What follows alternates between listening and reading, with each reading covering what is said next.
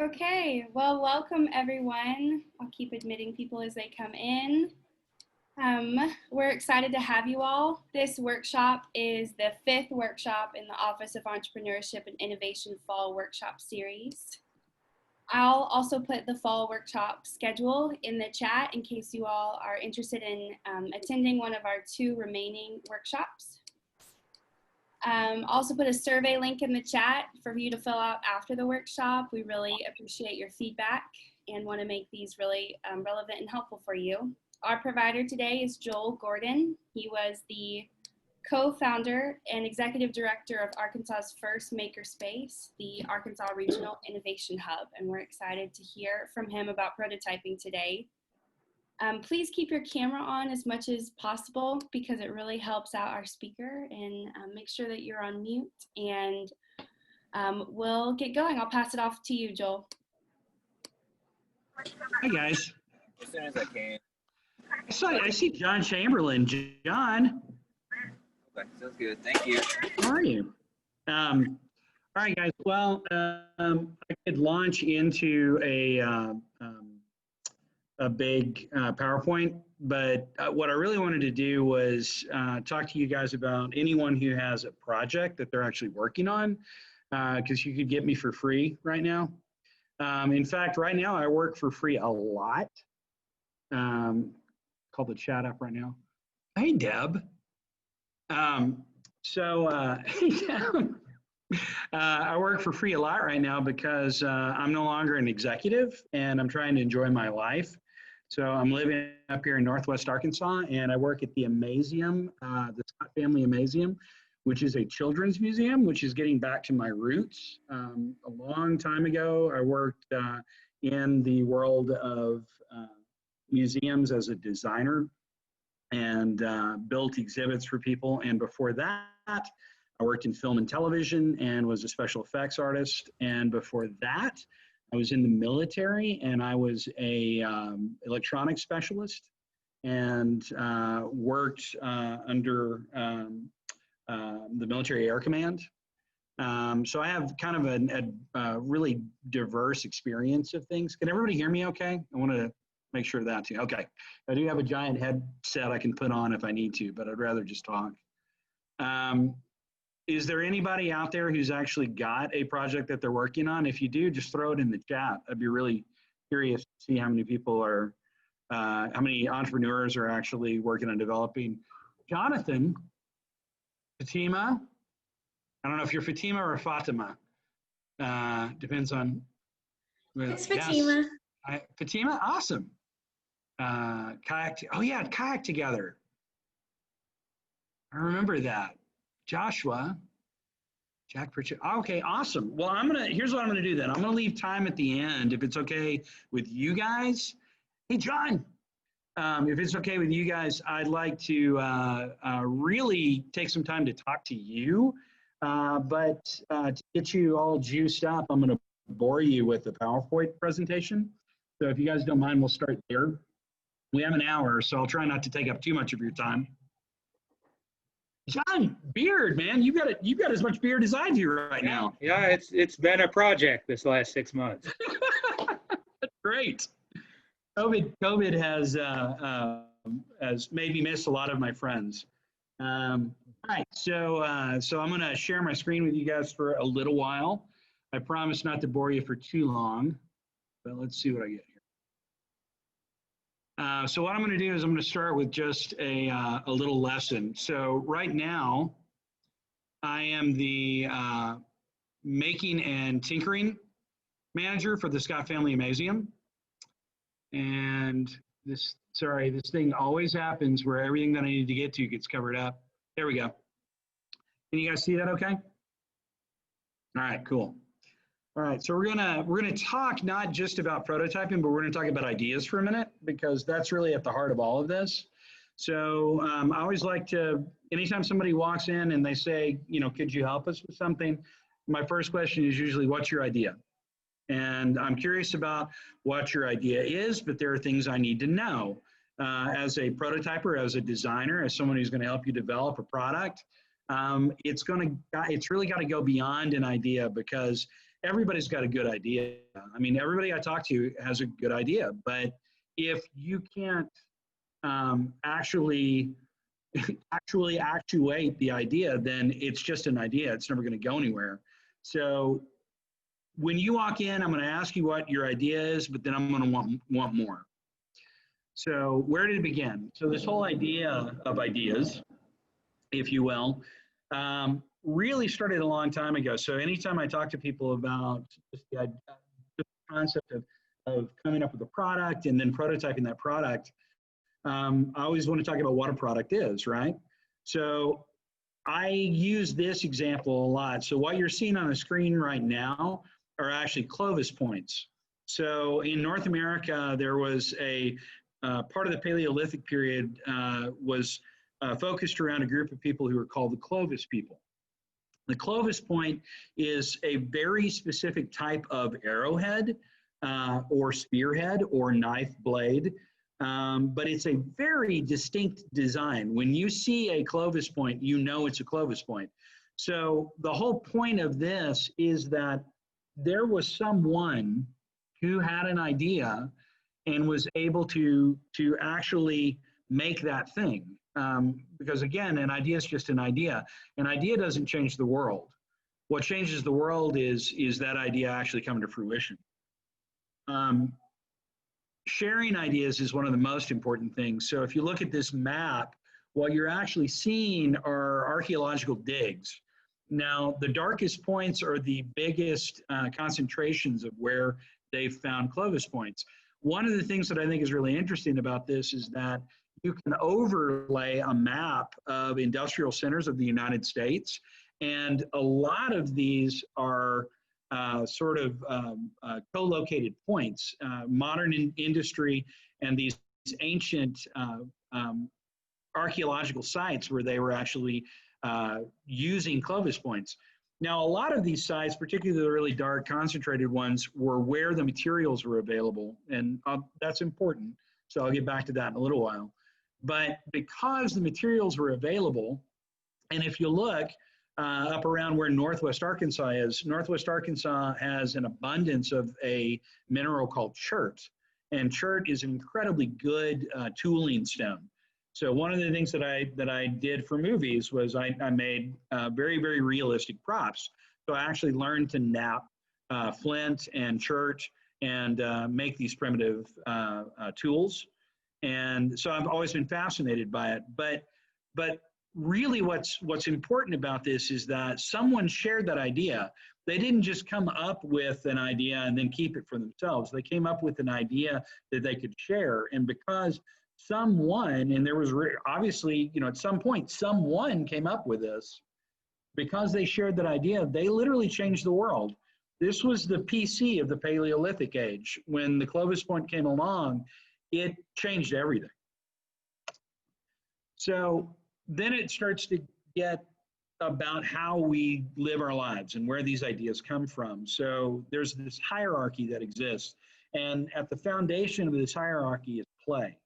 So my advice to you guys is, if you're not playing, and again, I'm not an executive anymore. Now I work for Children's Museum. I get to play every day, and it really keeps my brain in shape. Kids asking me questions, having these opportunities to create and come up with new ideas every day. So play is at the heart of all of it. But at some point when you're playing, you start to develop pastime. And pastime is that point where what you're doing and what you're playing with becomes more concentrated. You sort of carve out more time to do that thing. Some people might say it's a hobby, or you may say it's an interest, but you're carving out time for that activity. It becomes your pastime. And then when you get beyond that, then it becomes focus and purpose. So there's a reason you're doing this. It's beyond just play. You're no longer just goofing around. You're focused on something, and you're trying to get somewhere with it. And that's important. It's important because it's something that you should be thinking about every day. Where does it start? Well, it starts when we're young. Muscle memory, this development of skills, it happens, when you're making mud pies, when you're playing in the yard. You look at ants on an anthill and you start to ask questions of yourself, and then you seek those answers. And that's important. And my lights just decided to go out randomly, so hold on. Every once in a while, I just have to run across the room. I do it on purpose. It keeps me in shape. So it starts when we're young, and as we develop those skills, we develop those pastimes, and we get that focus, you go from playing to, possibly being, if you're interested in those ants on that anthill, you may be a scientist, you may become an artist, an artisan. Play is important because you don't get good at jumping rope by memorizing the text. And that seems like a silly thing to say, but what I mean by that is that if all you're doing is reading about the things or watching the YouTube videos and you're never actually doing the thing, what are you doing? Where are you going with it? You don't get good at riding a skateboard by watching people on YouTube. You don't get good at coding and programming by watching a bunch of videos and never touching your keyboard. It's important to actually do the things. And if I can't get anything else across to you, that's the one thing you should leave with today. If you think you can't do it, or because you don't think you have the ability to do it, that's just an excuse. If you want something bad enough, you develop those skills, you work it out, you'll get there. And tinkering is kind of where it starts. You start messing around with things. So tinkering as a pedagogy is open-ended exploration of tools and materials. And it's a real pedagogy. So in the Tinkering Hub here at the Amazium, what we're really teaching kids to do is ask questions. So open-ended exploration of tools and materials. Here's a tool, here's some things, make something. Open-ended, it's really process-driven. It's not about the outcome. It's about it's not the destination, it's the journey, right? And that's what tinkering is. With tinkering, you begin to develop fluency. And fluency is really this idea of, well, I know a little bit about this and I'm learning a little bit about that. So as you develop that fluency, those are tools that you're putting in your toolbox. Every time you learn something new, you put it away and you have recall, you pull that back out when the time is right. Even failure, you hear this phrase all the time, it's okay to fail. I don't believe that. I think that's a very shorthanded term. I think that it's okay to fail if you learn from it is a better way to say it. I see too many kids today that we as older adults, and I know I'm guilty of it, I've said over the years, hey, it's okay to fail, give it a try. And what I meant by it was just try. But when you say it's okay to fail over and over again, I think people start to develop the idea that it doesn't matter if I fail. And that's not true. It matters. It always matters. You should always be working to achieve something. But that something could be open-ended. There needs to be a direction, but there doesn't have to be a precise goal. So develop that fluency and enjoy what you're doing. Learn from your experiences and always learn.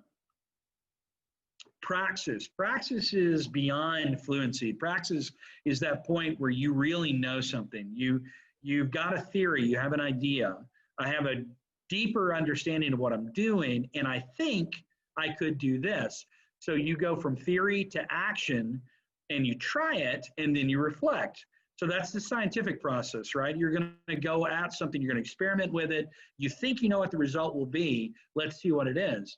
Praxis is really important. Once you get into that point of fluency where you begin to understand what you're exploring and you have the freedom to experiment with it, and you start to formulate ideas that you think will be your results, that's a really key point in development. And that's with any idea.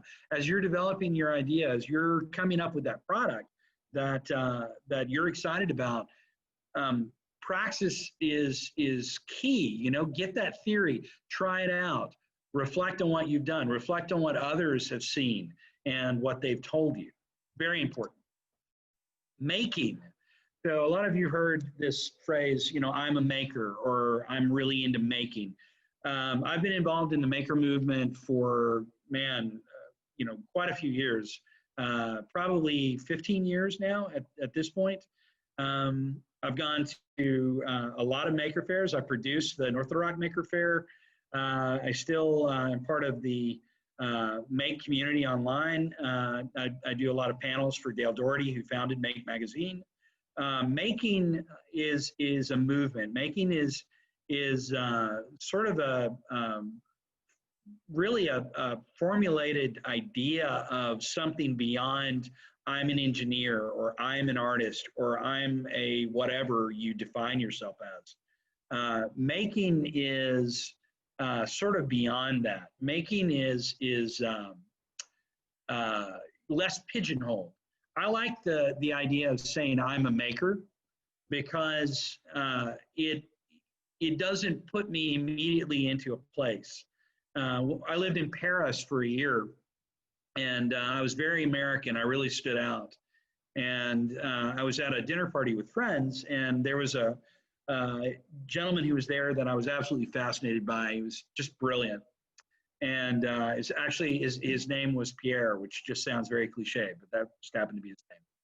But when he left, one of my friends worked at the Sorbonne, and I asked her, I said, so what does he teach? And she looked at me funny. She said, I don't understand what you're saying.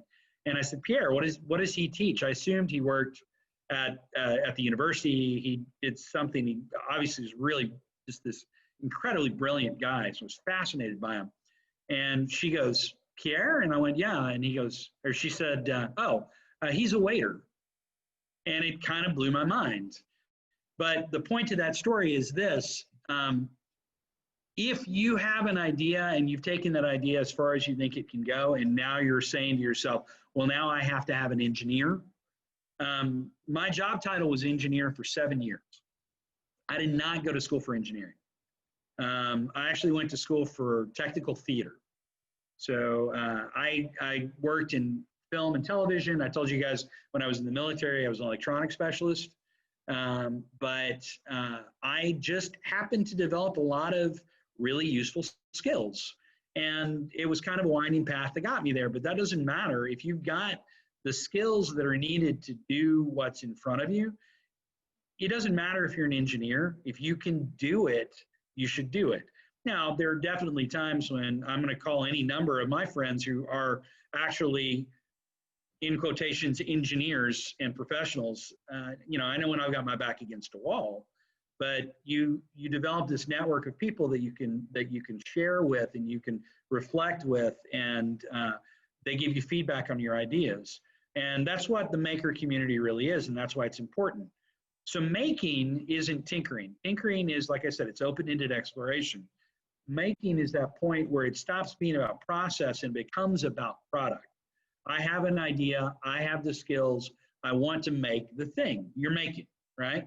And really, we're all makers, just some of us are maybe a little more skilled than others, but it's great to be part of a community and say, well, I'm a maker. There we go. All right, so then there's this other thing, craft. And craft is one of those words that I'm trying to take back now. And I joke around all the time that I should probably spell it K-R umlaut A-A-F-T, like craft, because most of the time when I say craft to people, they think of arts and crafts. But we're going to come back to that idea of arts and crafts in just a minute. Craft is really important. Craft is, for me, it's that point where someone develops that fluency, that praxis to that ability to make to a point of artistry or mastery, right? So you begin to go beyond just the project and the product, and it becomes more about seeking deepest knowledge and utmost skill and mastery. That's craft to me. That's my definition of craft. And I see craftspeople that absolutely blow my mind. And you don't have to be a woodworker to be a craftsperson. You can be a programmer, a coder. It's about your skill level, what you can do. And I see people write a line of code that's elegant, and I think it's beautiful, and that's craft to me. That's mastery. That's something that we all want to strive to. So here's a roadmap. Roadmap of making early childhood to workforce development. So this is something I actually put together as part of the governor's workforce development organization and the Computer Science and Cybersecurity Task Force. This is something that we discuss a lot because everything sort of takes you to somewhere, right? Like I said, my career is a winding path, but we all start in early childhood and we start tinkering and we start messing with things and trying things. One of those things that we do is we end up mirroring actions, and mirroring is you see somebody else do something and you try it too. And it's a great way to learn. That's the first way that we learn. We go beyond tinkering, we start getting into making. In making, you start to develop mentoring and peer engagement. You develop that community of people. Then there's deeper skills development, and you may decide, I'm really good at this. I want to do this as for a living. I want this to be my job. And that could be as an entrepreneur, as an inventor, a developer, as a creator. You could work for yourself or you could work for others. It doesn't matter. But usually passion, skills development, those things lead to what we eventually end up doing. So what's your idea, right? Does it solve a problem? So this is where I'm really going to get into it. So if you bring me something, the first question I'm going to ask is, does it solve a problem? And here's what I mean by that. Does it make money? Does it save money? Does it save time? Does it give me convenience? Or is it so ridiculously cool that I just have to have it? And you guys know what I mean when I say that. Those are the only reasons, if you really boil it down, those are the only reasons that any product is successful. That's it. It's this idea that it's going to make me money, it's going to save me money, which is really the same thing, right? It's going to save me time, which again really equates to money or personal wealth. I put a lot more of my personal wealth into just my time and having time. That's important to me. So giving me convenience, also important to me. Is it more convenient to do this thing that you've created than to do the other thing? Or is it just so cool? I just got to have that thing. And we've all done it. We've seen that television commercial, or we've come across an ad online and we're immediately like, type it in. Yeah, I'm buying it. That's it. So whenever you're creating that idea, you have to sort of ask yourself, am I solving a problem with this? And it's important that it solves a problem. And here's what I mean. I've had lots of people bring me ideas, and what they've done is they brought me an idea that's not really solving a problem. What they did is they came up with an idea that they thought was a good idea, and then they found a problem for it to solve. So here's one example. I had a guy come in and he gave me his pitch. I was really excited to hear it. He said, "You ride bikes?" And I said, "Yeah, I love mountain biking. I love riding bikes." And he goes, "Great. You know how when you're riding your bike and the wind's in your face?" And I went, "Yeah." I said, "Yeah, I know. Yeah, the wind's in your face." And he goes, "Yeah, wind's all in your face. And you know how you hate it?" And I went, "No." And he went, "Yeah, you hate it. You hate it when you're riding your bike and the wind's in your face." And I said, "I have no idea what you mean." He goes, "Oh, yeah, everybody hates that." And I went, "No, I really don't think they do." And the whole thing was around the fact that he came up with, and it wasn't even an original idea, he came up with this idea of actually having a face shield that retrofitted to bicycle helmets. So then it was my job to break his heart and say, well, first of all, somebody's already come up with this. And secondly, the fact that it's already on the market and 98% of the bicycles on the road, people aren't wearing face masks, should probably tell you something. So if you are solving a problem, you're well ahead of that curve. You've got something that will actually go somewhere. So then my next question is this. Before you start paying someone, before you walk into my studio and go, "I need to hire you to develop this prototype for me," I'm going to ask some questions. So, I mean, these can seem like silly questions, like, is it bigger than a bread box? What does it look like? As inventors, we tend to say things like, it's the greatest idea in the world. And if somebody comes along and says, "Did you think about this?" Too often we start saying, "Well, I don't need to think about that. I mean, it's already the greatest idea in the world. Why would I want to change anything?" That's customer discovery. You have to listen to them. If somebody says, "Man, it would be great. I'd love it if I could just put it in my pocket." If it fit in my pocket, it would be perfect. I'd buy it today, right? That's good feedback. So how do you handle that? Where are you going to go with it? So skills versus tools. What's more important? Are skills more important, or having access to the tools more important? So it's what you have and what you wish you had. So here's what it is. At the end of the day, you could have access to everything you could ever imagine. In my studio at home, I've got 3 3D printers, I've got 2 CNC machines, I've got welding equipment, I have plasma cutters, I have really everything I could want, milling machines, at least on a small scale. But if I didn't know how to use any of them, what good are they doing me? A lot of people say, well, if I just had a 3D printer, well, can you design for that 3D printer? Are you doing this? So everything is sort of steps. It goes back to that idea of fluency and praxis. You have to develop those skills as you go. But if you don't have those skills, does it matter? You still have the idea, right? So what it comes down to is what materials are at hand. And materials at hand will get you further than throwing your hands in the air ever will. And that's a quote from me. And here's what I mean by that. I have so many students who say, well, I don't have SolidWorks. I don't have access to a 3D printer. I don't have these things. Well, you saw, right before that, you saw 2 kids with a cardboard rocket ship. In their minds, they're going to the moon, right? Or maybe Mars today. But it's just made out of cardboard. This is a documentary that I just saw recently, The Cardboard Bernini. And this is an artist. He's absolutely incredible. And he works purely in cardboard. And what he does with that material is mind-blowing. It's absolutely breathtaking. It's never an excuse. If you have the skills that you learned in kindergarten, you can move your product forward.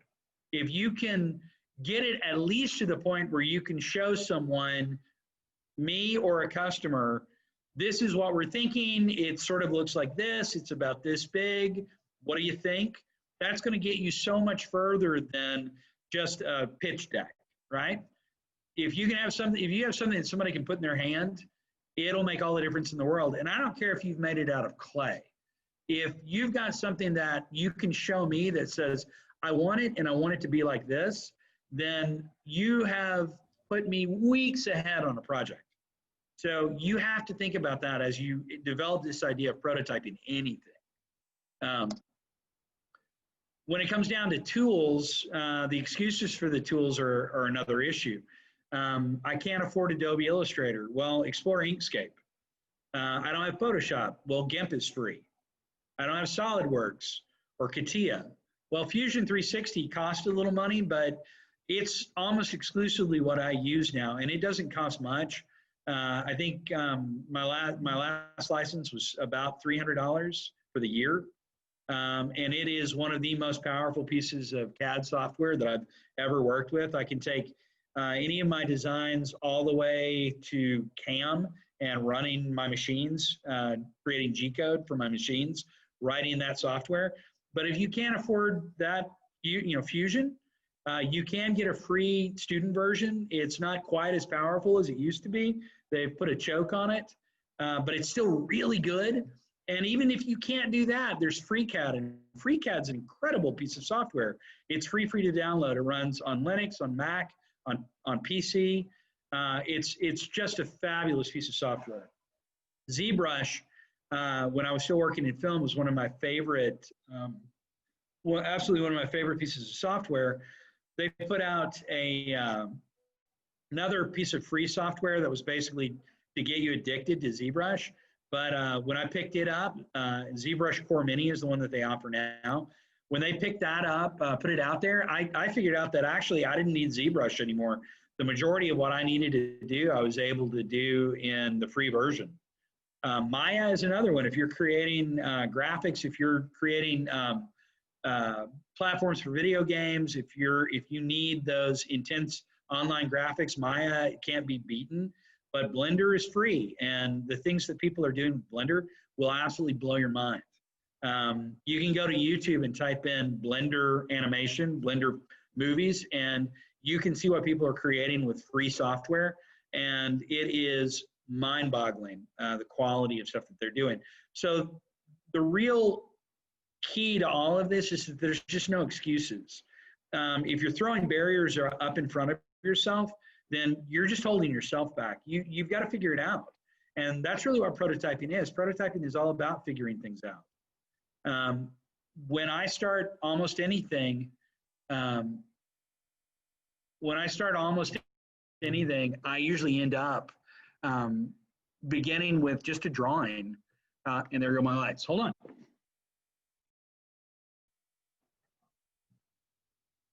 That's what keeps me in shape. I start with a drawing. It's just pencil and paper. When I left college, I didn't know how to create in CAD. In fact, when I left college, I did drafting classes, things like that. And other people started picking up CAD, computer-aided design. And I was like, please, I'm an artist. I don't need to do that. 2 years after college, I was teaching myself CAD because I needed to learn it, you know? You have to think about how you're going to develop your idea. So I'll start with the drawing. I'll build a model that'll give me at least an idea of about how big it is, how much material I think I'm going to need. Then there's the idea of if it's an electronics piece, can I make it work with off-the-shelf components? Can I use a microcontroller like an Arduino or something like that to actually get the idea across? If you can get that minimum viable product and do it and just show people, then a manufacturer can take that idea and they can turn it into a manufacturable item. So getting it further is really key. That's really the secret. It's taking those steps and doing it. Let's see. I have so many messages now. Oh my gosh.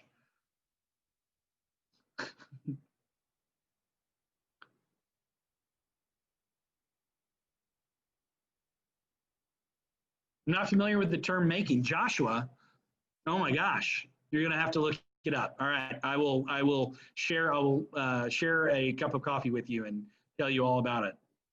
A lot of good advice. Autodesk gives out a free renewable 3-year license. That's true for students for all their stuff. And as an educator now, I get to do that as well. I get access to a lot of things. But when I'm creating something for a client, I can't use my education license. I have to use my personal license. All right, so do you have a resource page for these softwares? I don't, but I will share my email with you. Are you guys ready? I'm gonna give you my personal email. I'm gonna do this to everyone. Hold on.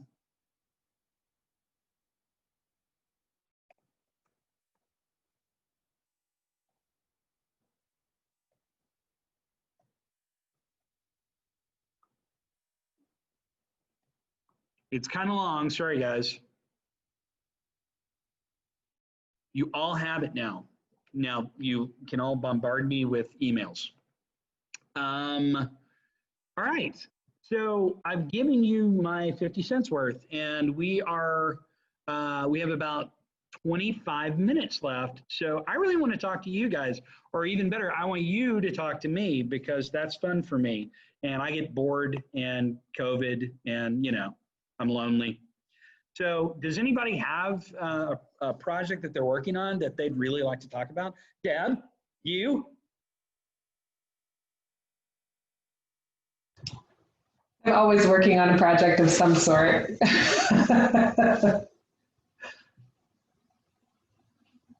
Anybody? Feel free to jump in. I will. Oh, there we go. I just created an LLC sort of as a catch-all for anything that it turns into, but the first DBA created is Kayak Together. It's so amazing that you said people start at like what was it? Play, pastime, and then purpose. No, you wrote it down. Wow. Yeah, because that's exactly what it is. I moved here about a year ago to Northwest Arkansas, and since then I have become absolutely obsessed with kayaks, kayaking, and then a little bit more niche, kayak fishing, because I've been fishing all my life. But I mean, most fishermen never kayak, or they never fish from a kayak. Okay, so And I'm going to actually let you in on something. So I lived in Alaska for 7 years. I got out of the military up there, and I was a kayaking guide in Prince William Sound. I'm also an avid fly fisherman, and I just this year I took up fly fishing on my paddleboard. So yeah, we'll have to talk more about this. But what are you doing with this? Where are you headed with this? I don't want to take up anyone's time. If they want to jump in, feel free to be like, hey, I want to talk about my idea. But until then, I'll just speak at will, if you don't mind. The idea is that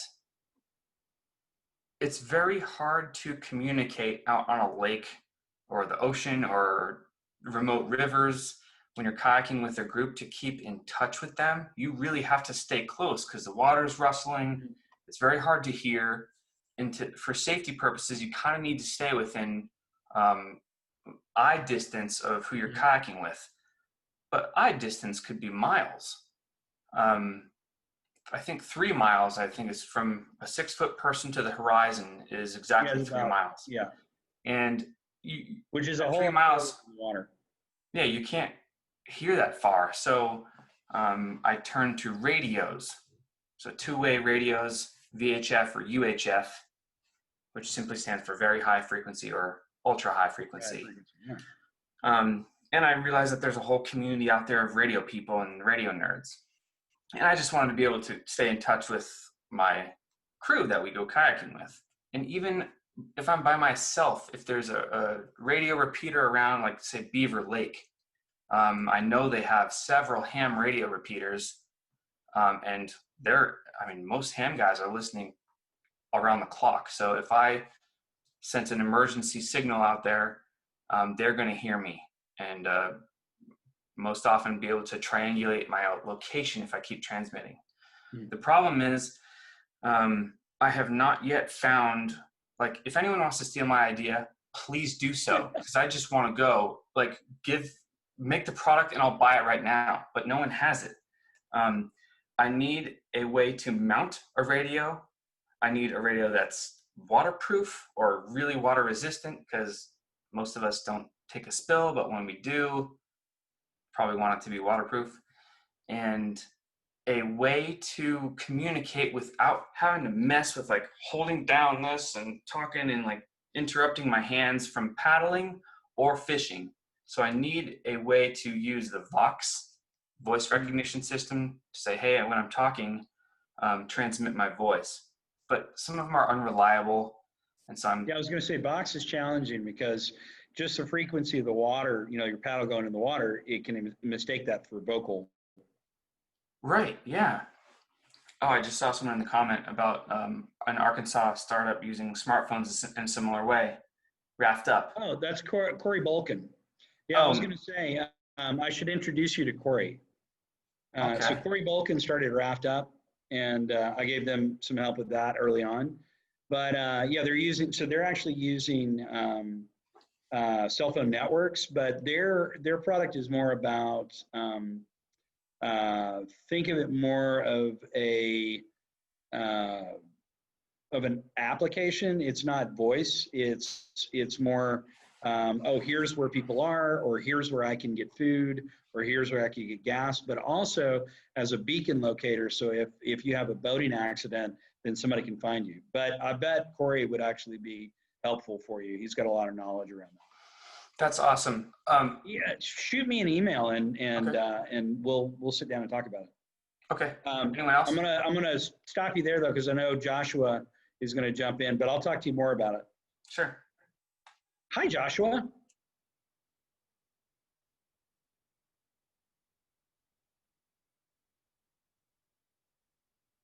I know you said you were going to come in. Do you have a resource? Oh, yeah. Where did I see it? I'll go when you're done. Joshua Upshaw. To everyone. Hello. Oh, hey, man. Hey, sorry, commuting. It's really challenging to press all these buttons on this little screen here. Don't do that. Yeah, it's tough, but I do what I gotta do to attend all these really cool conferences and talks and webinars and all these different things. So yeah, thank you, Joel. It's been pretty cool to hear from you and hear about your story. I love the Amazium. I don't think it's a kids museum at all. I think it's for everybody. They did an adult night there on Thursdays. That was pretty cool. But so I am a psychology student at the university. I'm in the my focus area is in cognitive neuroscience. So I use EEG to look at brain activity when people are doing various things. So most of my product ideas kind of revolve around research and science. So I've got a lot of different ideas that I'm working on and trying to develop. But right now I'm working on trying to create some sort of platform or software that is going to be able to allow research articles to become more accessible and entertaining for everybody. That's the big goal of it. And so really the idea is that, some of us are commuting all the time or super busy grad students or whatever. It would be really nice if there was a way to get the scientific information in a way that was conducive to those lifestyles. And a lot of the folks that I've talked to in my customer discovery, I'm working through the iCore program, people just don't have time to read all that they want to, and they would love to have a way to do so in an auditory way. So that's what we're working on now.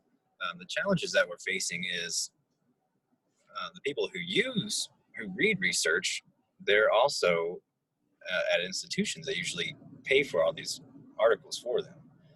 Or it comes out of their grant funds or their student fees. So we're trying to identify who's going to pay for this service.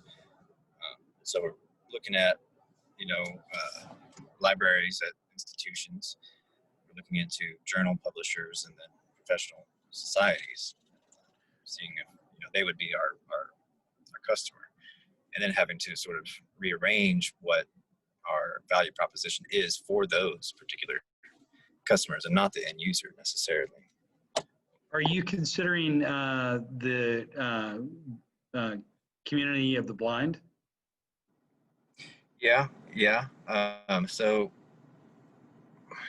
somebody somewhere advised us that, that market is going to be a much smaller market than the broad general market. And so they recommended pursuing the general market and then also specializing as part of that. I agree, but my question, or actually my thought is this: I have a friend of mine who happens to be blind, and he's a professional attorney.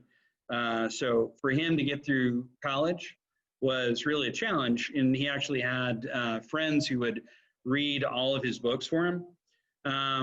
So I know that there are a lot of processes that are in place now for folks who are in that community. So I'm wondering if there's any opportunity there for you to find something that's already in place. So this is where I got to earlier, guys, when I was talking about, can you make it off the shelf? Can I get off the shelf materials and make something? So if there's some way that you can utilize a community that already exists to get what you need advanced, then you need to look into it. Yeah, that's a good idea. It's a really good idea. I've been in contact with the Center for Educational Access at the university somewhat, and there doesn't really seem to be a whole lot for blind folks, apart from screen readers or having somebody read to you, etc. I'm wondering if there's got to be some idea, some way around that. Yeah. Do you think that ultimately it's going to be an electronic solution or a computer-based solution? Yeah. What I'm thinking is developing some sort of code to pull in all these articles and like output a certain text that's actually readable by a computer. But then another idea I had was incentivizing the end users for using the product by having them read these articles. Do you know about LibriVox? I'm not familiar, no.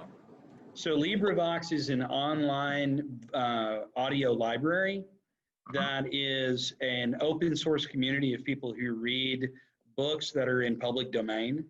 So if you look up LibriVox online, it's literally a community of people that are just picking up books that it's perfectly legal for people to read, to create audio books out of.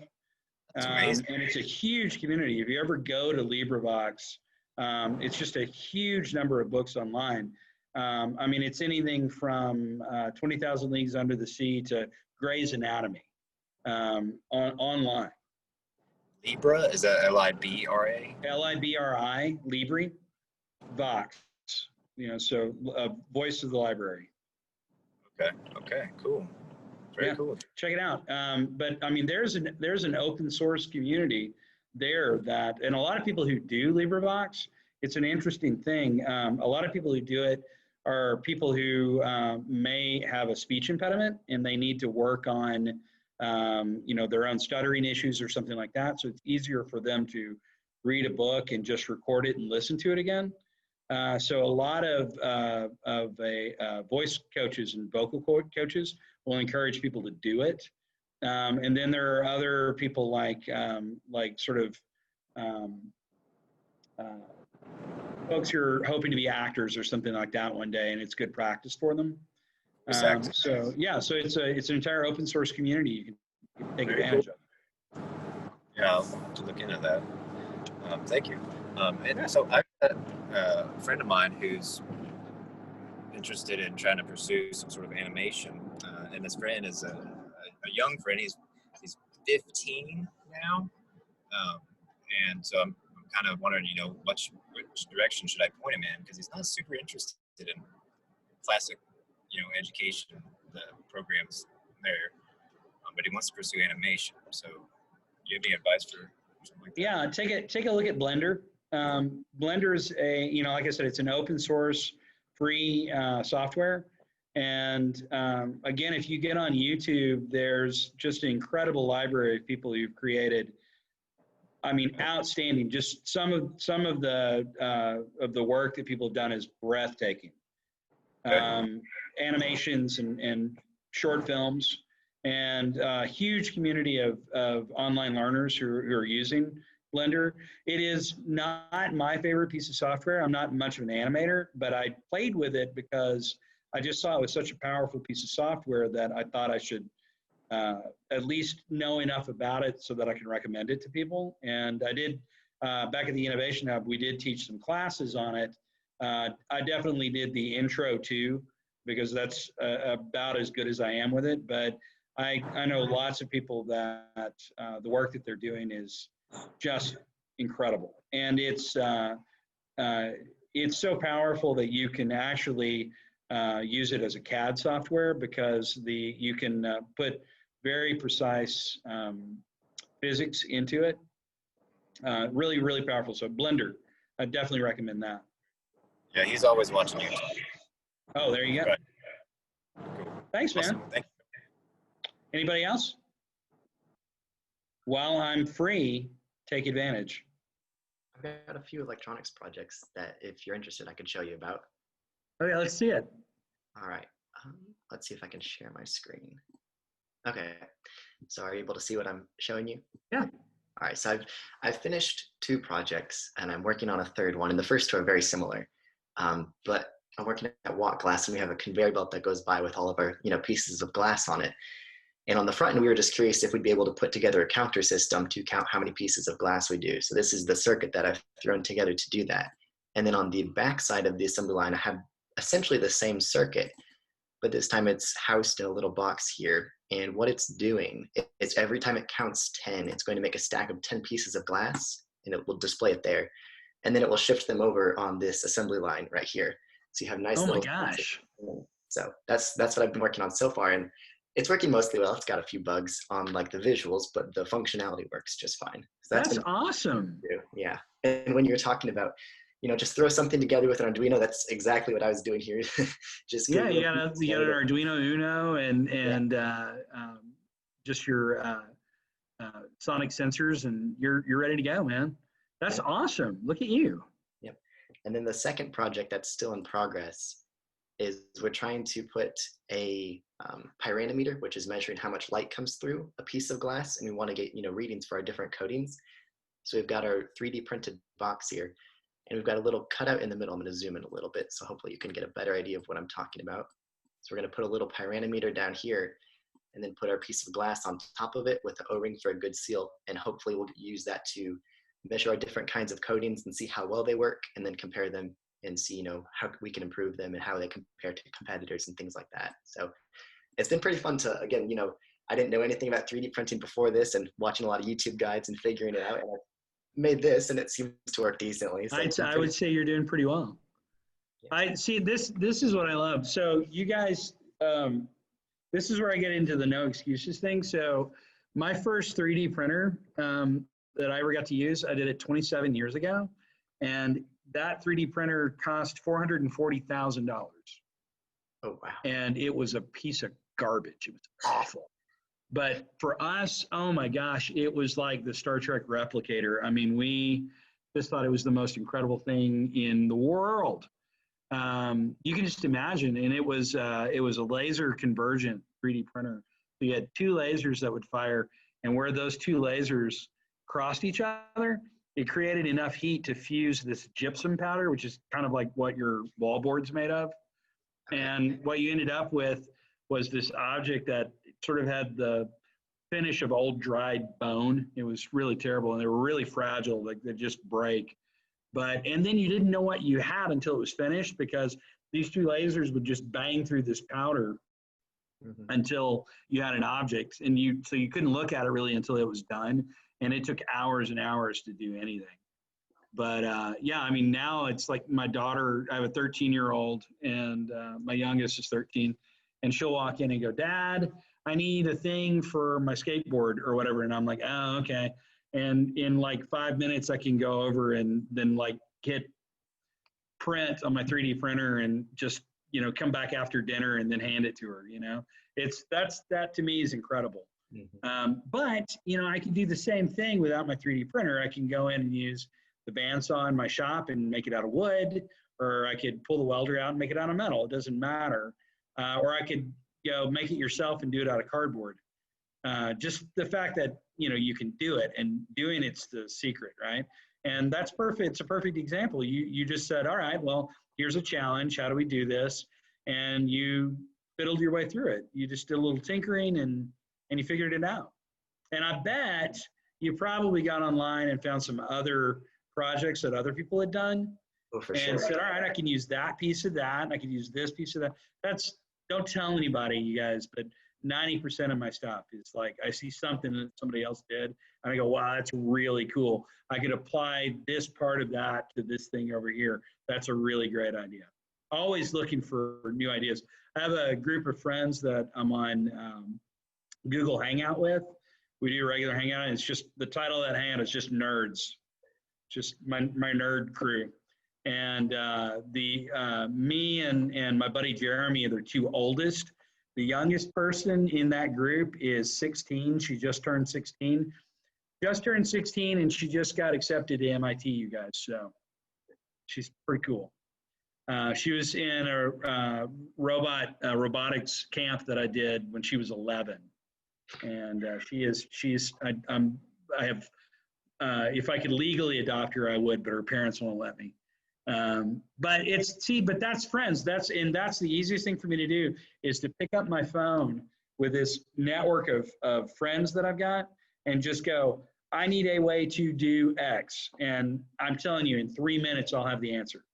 And it's great. So that's that sharing of ideas again, right? Whether it's somebody who's posted something on Thingiverse that you can download and print, or it's somebody who posted a great tutorial on Instructables. If you guys don't know what Instructables is, you should be looking it up. Or it's something you saw on YouTube and you're like, oh, I could do that. There's so much opportunity out there to do things. So this is me inspiring, just go do it, right? Don't make excuses. Just go make things instead. Anyway, but that's awesome, man. That's fantastic that you did that and just noodled your way through a problem. Thanks. Anybody else? We have, let's see, we have exactly 3 minutes left. That means that you guys, at the 2-minute warning, you get to ask me anything you want to ask me. Hey, how's it going, Joe? Hey, man. I just kind of asked your opinion on patents and what you really think about that. So, I mean, I had a guy I was working with maybe a couple months ago. It's kind of my second to last project, but it was essentially more of a COVID-based product. And so, are you aware of UVC? Oh, yeah, yeah. So, yeah, so I mean, it was just the UVC, and being COVID, it seemed like a great time, and we decided to put a UVC product. And what we came up with was basically a UVC toilet seat, so that every time you use it, it sanitizes itself. And I mean, I kind of talked to a few people about it, you know, especially for women. It's just something that they like. They were like, yeah, I'd definitely buy that. But researching it, I mean, there must have been like 50 different patents that pertain to that. And then we ended up finding a global one that just seemed like, man, that is big. There's no way we can write our way around that. And then that kind of just killed the project. I mean, we had built the prototype. It looked good. I just figured I'd ask your opinion on that. So I'm going to crush you, and then I'll do my best to cheer you up. How about that? All right. One of the biggest challenges today is, well, and it's been a challenge for a long time, and this gets back to that idea of sharing. Unfortunately, we live in a very litigious world. People, you heard about patent trolls, right? I mean, there are literally people that's their job is to do nothing but, you know, sit around and watch for anyone to come along with anything that could infringe on a patent. So here's an example I'm going to give you. You guys are all pretty young, but suddenly in about 2008, suddenly 3D printers were everywhere. And the reason is because one single patent ran out. There was a guy who had a patent, and he literally had a patent on an idea of taking a hot melt glue gun and putting it on a robot. That was it. That was his patent. But it was so sort of all-encompassing that anyone who had a 3D printer, if you weren't paying a license in it, at the point when 3D printers for industry came along, you had 2 companies really that were making 3D printers, and they were all paying that guy. So around 2007, 2008, one thing on his patent ran out, and suddenly 3D printers were everywhere. And it wasn't that people suddenly went, oh, look, a patent ran out, I'm going to build a 3D printer. The thing that happened was that people were already building them, they just weren't selling them. So they were using them for themselves, right? So they were underground 3D printers, if you will. MakerBot was entirely, which is now part of, they're not 3D Systems, I forget who they got bought out by. But 3D Systems, and I'm blanking on the name. I'm having a senior moment. I'm not remembering the other company. But they came along and they just went, oh, look, the patent ran out. Now we can sell them because they were already making them. So my biggest takeaway on patents is this. You guys live in an age where there's a lot more open source sharing. So there are things called open source licensing you really need to look into. But the reason that I always tell people, you know, look into that, and a lot of your professors will hate me for saying this, but you don't always need a patent.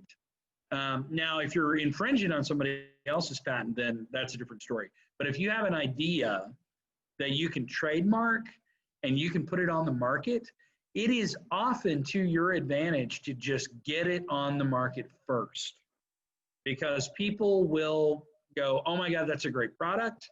And I mean, how many people make cell phones now? But iPhone is a different situation, right? You say iPhone to somebody and it's a very particular thing. Well, it's just a cell phone. That's all it is. But it's a brand. And they've licensed that brand out and people want it. So even though everybody's making that cell phone, people still want an iPhone, right? Now, I have an Android, and there's a lot of reasons why. And I mean, iPhones are great, but you know, it's the same way with Macs. If you have a Mac, I will bet that 9 out of 10 of you who own Macs will tell anyone who walks along that Mac is just a better product, period. Not true. And that is just me, just again, my personal opinion, but there's a lot of fact that's backing that up. But it's a really great brand and everybody wants it, right? So if you can get it out first, now there's no guarantee when you've got other nations that don't respect patents, somebody's going to come along and they're going to make it too, especially if it's an easily manufactured product. Someone will come along and they'll start making it and they'll start selling it maybe cheaper. But if you've put that product on the market and you've got it trademarked and you have that strong brand market, you're going to be the one making a good chunk of the money in that market because people recognize your brand. You're on the market first, you've got it out there, and you're making that brand. So you have to ask yourself, now, if it's a really incredible new medical product, well, then yeah, go get a patent. But if it's, look, I have a new kind of nail clipper, that's really cool, but do you need a patent to sell your nail clippers? And I had so many clients who came to me. I had one client in particular, and I'll share this with you guys really quick before we get off because we're a little over time now. But I had a client who came to me. He's still a friend. He had a great idea. He's a hairdresser, and he created something called Pinky Pick, which just is a cute name to begin with. So I'm like, I like the name. It's cute. What is it? And he had a prototype, and he brought it to me. So when you're coloring hair, and you have longer hair, you've got to color the roots of the hair. So they have those rat tail combs. In full disclosure, my oldest daughter is a hairstylist. But you have those rat tail combs. So that rat tail is there so that you can put it up into the hair and then part the hair so you can get down into the roots. Well, he got tired of setting his comb down all the time. So he made a little thing that he could stick on the end of his pinky that was just a little pick that he could do this same thing with, and he didn't have to set anything down. So he got to where he was about twice as fast as anyone else in the salon where he worked. And then other people in the salon wanted them. And I was like, great. And I told him, you need to I said, I can 3D print these things for you. I redesigned it, made it a little more marketable, made it so that anyone could wear it. So changed the design slightly, made it better in my opinion. And that was it. And I said, all you have to do is 3D print this and put it on the market. But he had already talked to a lawyer. And by the time he got to me, he had been, and friends, he'd been paying this lawyer for more than a year. And he had 3 patents on this product. And it took him 3 years to get that patent. And every dollar that he had, he put into getting that patent. By the time he got his patent, a guy in Israel was making them. And that was it. And it was a really simple product. It's the kind of thing that you could have made and done it really inexpensively and probably saturated a market. And I think it would have done really well. It was a very simple idea. It was a good idea. And he knows it. We're still friends. And he's okay with it. I mean, he's just one of those things, you know. But it's a lesson. And it's something that you have to think about. So as you're developing your ideas, that's a big question you have to ask yourself. Do I want to be first on the market, and or do I want to? Is this something that is so priceless that I have to go out and get a patent, and there's just has to be a patent. So it's an important question.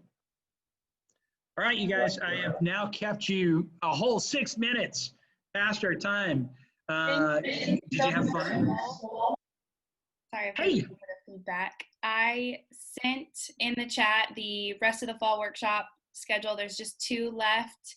And I am sending also the link to the survey if you all will fill that out for us. I'll also email it to you. We really appreciate your feedback.